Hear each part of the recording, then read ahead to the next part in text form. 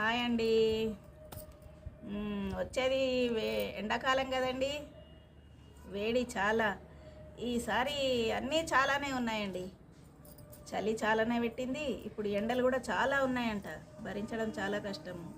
చిన్నపిల్లల తల్లిదండ్రులు పిల్లలకి ఈ పాలు అవి ఇవి తాగిపించే బదులుకు హార్లిక్స్ బూస్ట్ ఇవి తాగిపించే బదులుకు మంచిగా రాగి జావ చేసి తాగిపించడం చాలా మంచిదండి. పిల్లలకు కానీ పెద్దలకు కానీ వృద్ధులకు కానీ ఎవరికి కానీ రాగి జావ చేసుకొని తాగితే చాలా మంచిదండి. వాళ్ళకు చలవ ఉంటుంది, వేడి కాదు, చాలా మంచిగా ఉంటుందండి. మీకు రాగి జావా చేయడం వచ్చా అండి?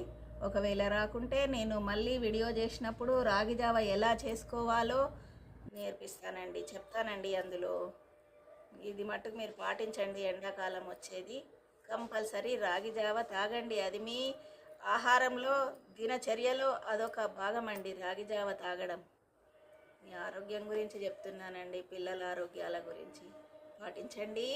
పాటిస్తారు కదా.